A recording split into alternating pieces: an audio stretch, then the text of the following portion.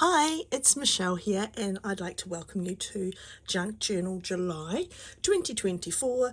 And today is day 25, and the prompt is tea dye, which seemed like the perfect prompt for me because I do quite a lot of tea dyeing. Before I get into that, I just would like to thank Meg from Meg's Journals, who's I'm going to put some links to. She's got all the fabulous videos for every day of the month, and yeah, thank you for hosting.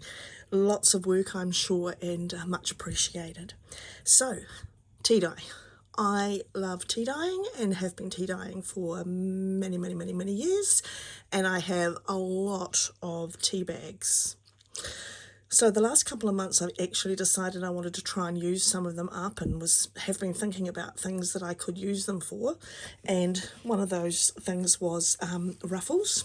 Got as far as making them, haven't really used them yet, but it does make it seem like you've made a dent in your stash when you make things with your supplies. So really, these are really simple. If you've got a sewing machine, I just sew through, scrunch them up, and they are individual tea dyes, all of different sizes, but once they're glued onto a page, they will just sit there and create a really cool texture.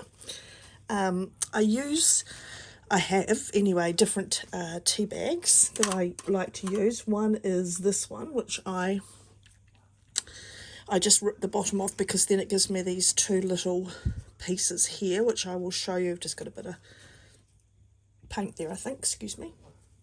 And then stock standard, these little ones, probably the cheapest black tea you can dye at the supermarket. This is probably the bags from all of those many boxes. And then for a while I started using these ones, and they had a lovely circle, which I really like. I'm going to use those today.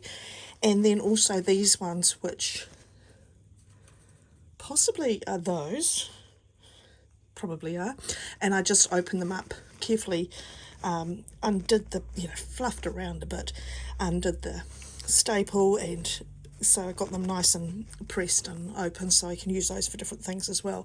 So those are the tea bags I like to use. And then I'll just put the ruffles out the way and show you another thing that I've been doing to try and get rid of some of the embarrassment of these tea bags, and that is just making collage paper and just making backgrounds. So there they are. Just simple glued, wet glue. I don't use, I'm using a wet white glue, PVA, and just gluing them down. So they get quite wet, but it does mean that they really are connected to the paper and they're not going to come off. And it gives lots of textures. You can see I could use this as a page, I could use this as tags. I probably will rip some up and cut some onto tags, but that's another thing that I'm going to do. But then, of course, I decided to do something different. So, this is what I decided to do. I thought I would make just a background that fit the page, and this is approximately the size of the page. So I just lay out all my bits into place, how I would like them. Boom, boom, boom. And then I'll just glue each,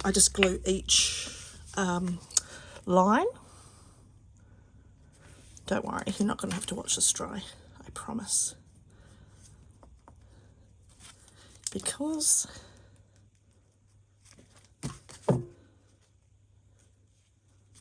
I have one I prepared earlier. So I just do all my lines like that, and I pulled it apart. Ow!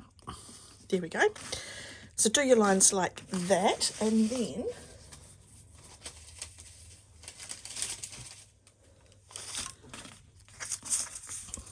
you can just glue them on. I'm going to just glue them on. This is a bit of, this is baking paper, this dark brown paper that you're looking at. In different countries in the world, I think it's called parchment paper, but in New Zealand it's baking paper. And if you are in New Zealand, that's my favourite brand. I use that all the time.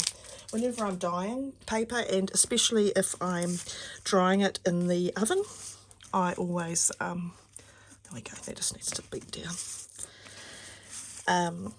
Yeah, I use it in the oven, so if you use it over and over and over again, eventually it will look like that.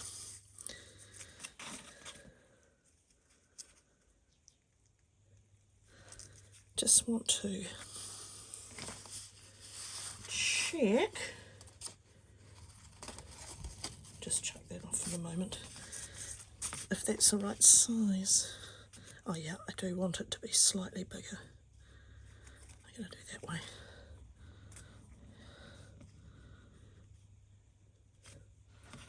I usually get to the last point and then I start to overthink it slightly, but try not to.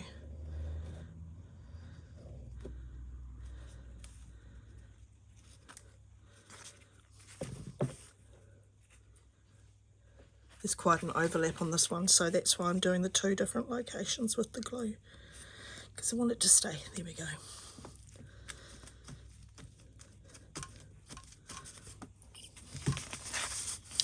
And there is going to be my background. And nobody wants to watch that dry, so here we go. Here's the background. I'm thinking, because I really like noise and texture, I'm thinking I might back it, and I have some parchment paper that's just had probably one layer of dye on it, and then one that's had probably 100. So I was thinking I might actually do the 3 together, and then I've got all of that, because I just like to add a lot of crunch. And then I thought I might put a doily just as a visual, just to break it for my next tea bag. And if you're not into the actual process of tea dye, remember you can get the look super easy with inks. I use, probably can't even see, I use Distress inks. This is Vintage Photo, and you will get a really nice look. So you can just whiz round, get yourself a good colour, as much colour as you want.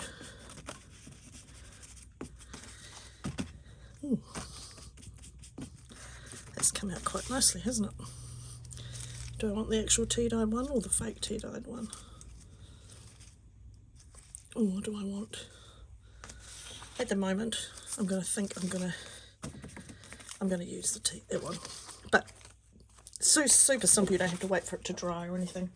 Just use the ink in the appropriate colour, and there we go. Now, what I thought would be kind of cool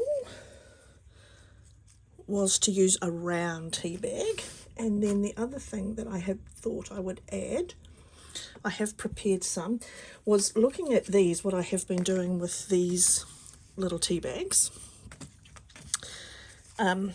This is the brand of the tea.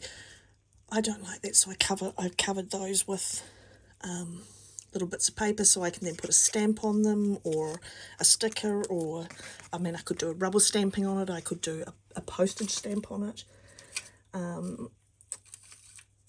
I could also do something from Tim Holtz. You know, he has these cute little teeny tiny things, so I could do that. And what I have done is one to show you, because the only thing with this is that it does take a little bit to dry. So what I have pre-prepared it, and it's the tea bag, and I've just tucked in a little bit of book page in here, 2 of the little Tim Holtz mini pieces. So I've got a little butterfly and a wee piece underneath. We won't overthink it, but that's what I've got. And then on the inside I've just got a big number, because I thought that I liked the 2, a little bit of washi tape and some letters in there. And then I've got a little bride and groom from the Tim Holtz paper dolls. And on the tag I've got a work of art. And it's got a little heart as well. So that is one that I made. Again, you can just use little people. This one is a Tim Holtz floral, which is kind of awesome, isn't it? The tea bag over the image does make, because I have got quite a few, you know, you need to have a little bit of boldness in the person. Like the numbers show up really well, and these are from a Cavallini washi tape. And then I've just got little, all various little ladies in here. So that is my thinking for my focal point on this page. I'm going to show you. Right, so I have my glue. I just realised I didn't have that close by. So I am going to prep my paper, which is going to go in there.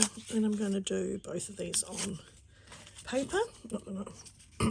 No overthinking. Not easy, but we're going to give it a go. Glue my little images down.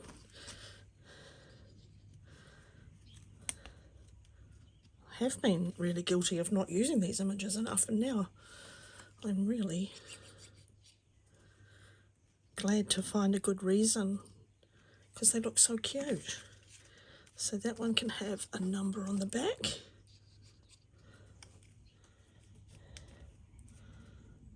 And then this one is going to have more flowers. Nice bouquet. And a little teeny tiny butterfly.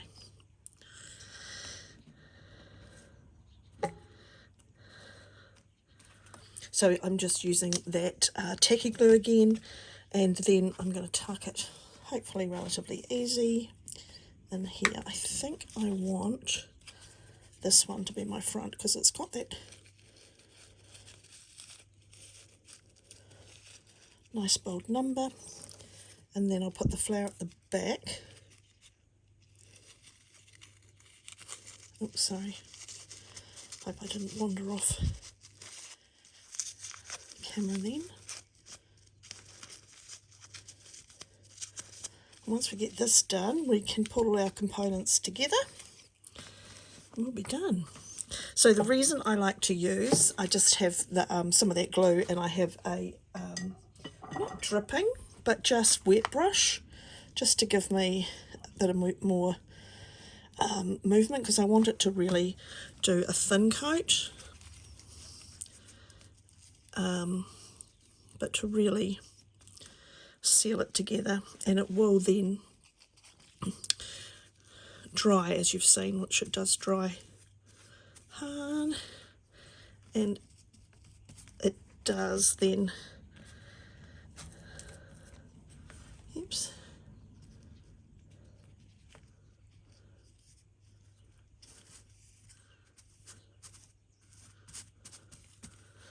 because it's so clear then, and the tea bag's so sheer, we should be able to see our lovely image. If you're running out at the end, just put a bit of extra water in. It's probably enough glue on your brush to get it all in there. Now I've got a wee bit of leftovers there, but I'm not worried. That will, I can ink that up. I can put some lace on it, whatever I fancy. So I'm just on a non-stick mat here that I've used, and that would be nice, wouldn't it? That's a little heart that I've cut out of that parchment paper I use for everything. I'm just going to put a little, there we go. And then he can go in the window and dry, and I can show you one I prepared earlier. So I have a couple of options. I will show you what I did do with my little tag, and I have, I love die cuts, so I always have lots of die cuts lying around, and so I like a little bit of variety. There we go. And I did think maybe I Am I on? Yeah. So double. So that's the parchment paper, and it's nice and dark. And then in here I can see some parchment paper that's light. And I'm going to tuck that on top.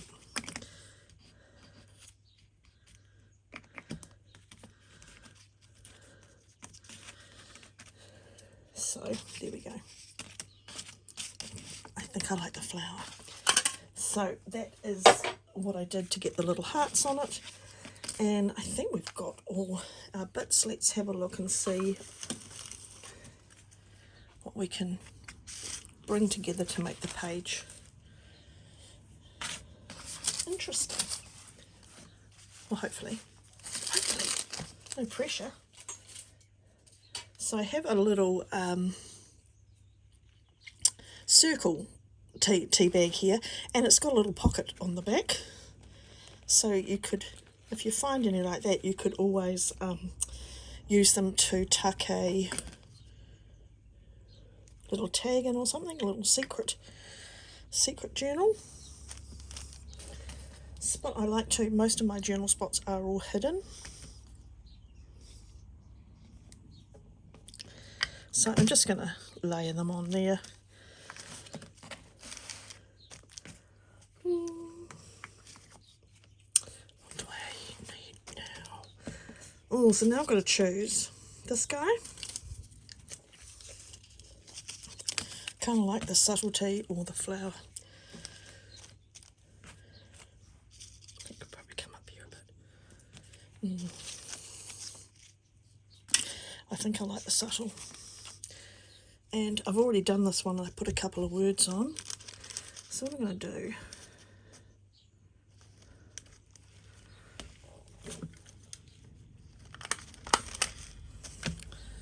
it's going to sit there.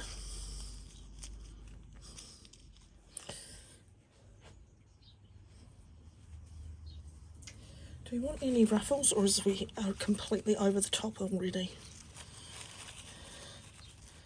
I mean, it does feel like we might have gone, I might have been enough. What I might do is make that, I might make that the tab. So I'm a little brutal. Let's just cut that. And I'm going to glue it into, I've got this, I'm going to fold it in half. Would be easy peasy to sew it, but at the moment I'm just going to tack it down with some glue, and so then it's going to pop out.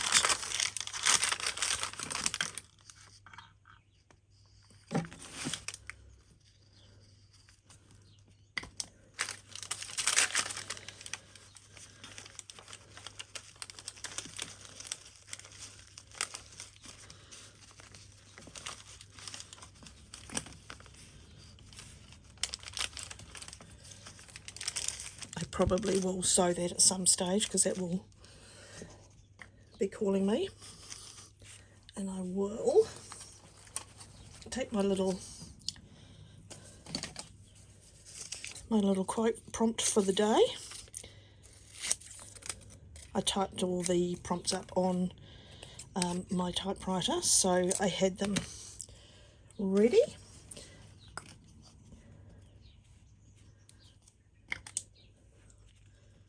What should I put it on?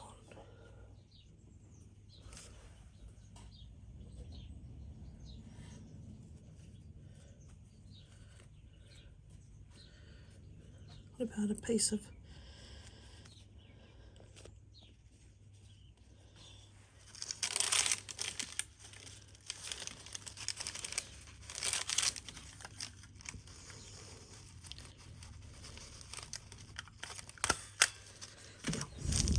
they're not going to move, and I can get rid of some of the clear, so it peeps out. I'll probably get rid of a bit more because we want to Oh, oh yes, perfect. Just like a bought one. Just bend it to submission. If it, cut it out, beat it down, whatever it takes, however you want it to be. So there is my little butterfly. And the last thing I made that I was just going to show you was a little flower. And I made these little ones with different tea bags. So these are square tea bags, and sorry, am I in focus? And all I did was just rip it till it was semi-round, and don't stress, just roll it round into a little smushy thing. And I did, again, just a little stapler at the back, because then it makes it sit flat, and you can just attach it to the page and have that little bit of texture popping up. But I do like this little guy, which is made with the rounds. So I've got a couple. That's not it, but let's find some.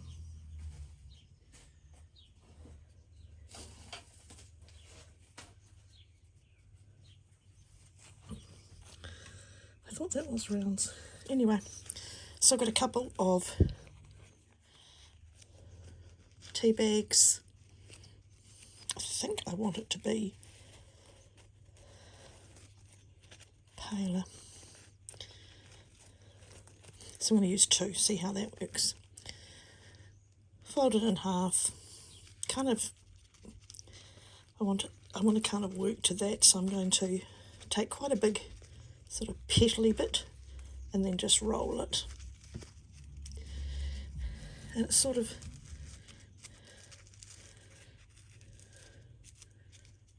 you just sort of want to mush it a bit. Don't want to overthink it, just mush it. And then again, I just put my little staple in so they can just sit like that. I think that's cute. I think we might go with that. I think I'm done. Now to glue them down, I am just going to glue them into position.